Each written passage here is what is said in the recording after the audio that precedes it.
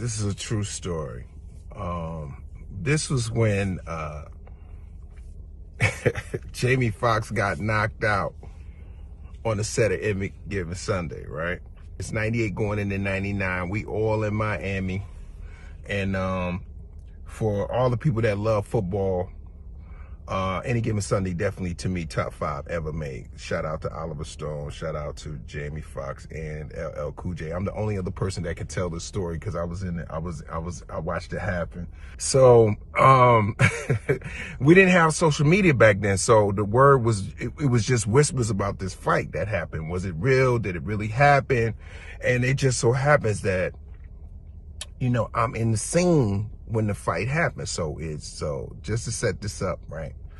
So you got LL Cool J, who's the fullback, who's the star of the team. He would be the equivalent to like Marshawn Lynch, right? Okay, cool. Then you got my character, who's the wide receiver, Jimmy Sanderson, who would be the equivalent to DeAndre Taylor or OBJ. You know what I'm saying? And Jamie is basically, you know, the new quarterback that's super gifted, and he would be the equivalent to, you know, Mahomes or, you know, Lamar Jackson. Okay, cool. So now you got the characters, right? The fight kind of happened to me because there was a lot of competitive alpha male energy on the set all day, every day, just like in football. You know, cats popping shit. Everybody talking about where they played football. I didn't play football. I played basketball, so I never had no football stories. You know what I'm saying? So, but you know what I'm saying? You know, Jamie, you know, had played football in high school, so you know he really had a lot to say about that. You know, and it got under, you know, LL Cool J's skin a couple times, you know, and we snapping. So, you know how cats be sitting around talking shit and one of the jokes go too far, right? And you could tell because the dude will say some shit, yeah, whatever, man, because when they look off, they gonna be like, yo, man, whatever, man. You know, you know, you came to my concerts when, you know what I mean? I've been in the game a long time, fam. You know what I mean? When they say fam, they kind of hot, but they ain't saying it, but they laughing. Yeah, word is born. Like that's Todd. You know, when he get mad, he like, yo, word is born. All right, you know what I'm saying? Ha ha, do you? You know, but he really hot.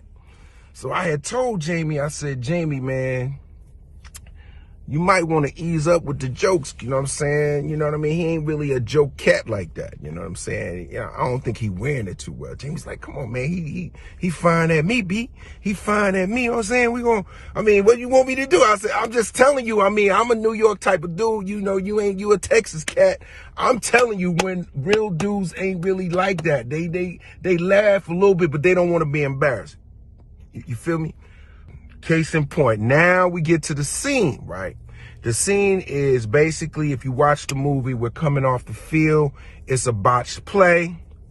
The play was supposed to be a handoff to LL Cool J's character.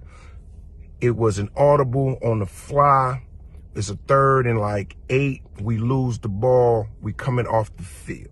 LL Cool J's character is hot because he was in the flat wide open. He didn't get the ball. So I run my route. I didn't get the ball. So we all saying, what's going on, Beeman? You know, that's his character. Like, what you doing, bro? You know what I'm saying? Stay focused, blah, blah, blah. And so during the scene, it's supposed to be hot. And it was hot. But as we doing the scene, he say a line, I say a line, Jamie say a line, Jamie say a line, he say a line. And as I'm about to say my line, LL Cool J, boom, hits Jamie Foxx in the head, like on the helmet though. So it was like a boom, and I was like, oh shit. And Jamie forgot his line. He knocked his line out his head, right? So Jamie was like, yo, hold up, cut. Whoa, dog. Whew. And I could see birds going around Jamie's head. And I was like, Jamie, you good? You all right? He was like, yo, B, he just bombed me in the head real quick. That's crazy. So he goes to Todd. He said, yo, my man, why you hit me in the head? Like, yo, that ain't in the scene. He was like, nah, B, I'm just doing me. You know what I'm saying? I ain't even trying to hurt you, man. I'm just saying, I'm going my scene. Just let me do my thing. So Jamie was like, yo, B, am I crazy? I said, yo, man, you know, it's borderline bananas, but, you know, he probably ain't mean it, so whatever, right? So Cut. Take two. Take two. We come back. He say something. Jamie say something. I say something. He say something. Boom.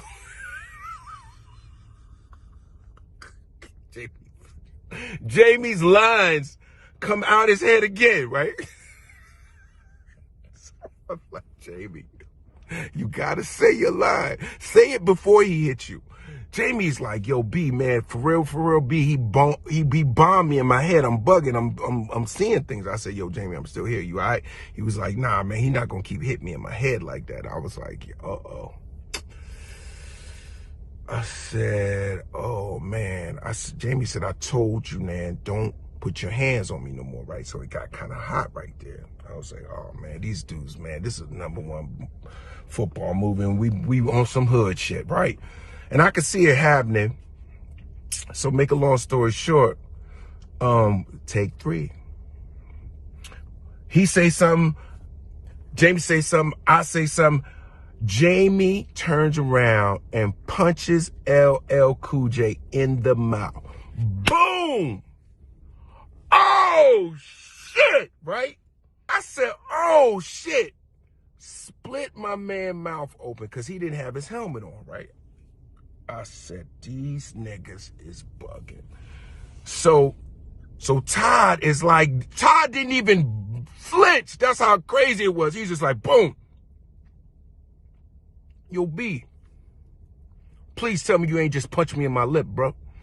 And he was like, yeah, man, I told you don't put your hands on me no more. I told you that already. He said, and it was weird. It was weird because the way he tasted his blood, he was like, I'm gonna fuck you up, bro. Period. I'm gonna fuck you up. And so he went to grab Jamie. He said, ain't nothing you gonna do about it. Ain't nothing you can do. It. Just know it's coming, right? And I said to Jamie, I said, Jamie, I don't know if you ever stirred up a hornet's nest. When it gets stirred up, it get real. And I already knew what it was gonna be, right? So everybody broke it up. Oliver Stone comes running out the tent. Hey, guys, oh my God. Oh God, what's going on? Are you guys serious? We're shooting a $80 million movie. So Todd fakes everybody out. He's like, yo, I'm good, B. Don't trip, man. You know what I'm saying? We actors, you know what I mean? It can happen, you know what I mean? I knew when he laughed like that. He was like, we good, baby. Let's do the movie, man. I'm here to make a film. That's what I'm here for. I'm a professional. So everybody kind of calmed down, and Jamie goes over there. They go over there. I'm over here. And I'm like, yo, man, these two dudes bugging. I'm never going to get my line. Remember I said LL Cool J did not have a helmet on. Jamie Foxx did. Take 4. He say something, I say something, Jamie say something, Jamie say something, LL say something, and I'm about to say my line again. LL Cool J snatches Jamie helmet up because his chin strap is not locked. And immediately, boom! Jamie is knocked the fuck out, bro. Like, literally, like, I see Jamie falling down. And what was really crazy was there was this huge light thing that, you know, that they move around to give us light when the lights, for we do night filming, right? Jamie, I knew Jamie was out because the way his head hit the thing right there, boom, he was gone. And I was like, yo, Jamie, are you going to say your line? He not going to say his line right now. I don't think he going to wake up. So Jamie's out. All the football players rolled LL Cool J about 25 yards that way. They just pushed him and rushed him out the way. People trying to wake Jamie up. His mouth is bleeding. This is crazy, right? So at the time, nobody knew what was going on. We thought Jamie had a busted lip at the time. But at the time, what we realized was Jamie had bit through his tongue. So it was really bad. It's a mess, right? So now we can't shoot. Now production is stopped. This is an expensive movie, okay? Oliver Stone directed. This is the shit that got hilarious. So it's tension beyond compare on the set. Now just imagine My trailer is in the middle of these two crazy ass dudes, which makes it actually hilarious for comedy, right? Because it's a standoff now. Ain't nobody speaking. The set is stressed the fuck out. Ain't nobody talking, and it's just Jamie's in his trailer. LL Cool J, aka Todd Smith, is in his trailer, and he ain't, you know, it's a standoff, right? Nobody's talking, nobody's going to work, right? Now this happened for 2 days, I think, roughly 2 days, right? So they start shooting other shit, but we still got to shoot this shit together, right? So here's the funny shit. Somebody called their crew. I don't know if anybody on here got a New York squad. Like, I got a real rugged New York East Coast squad. Like, if I made a phone call, it could get crazy, right? So this goes to show you between street cats and like R&B cats, right? Because Todd or somebody in his camp made a call, and I promise you, within 24 hours in Miami, it was 30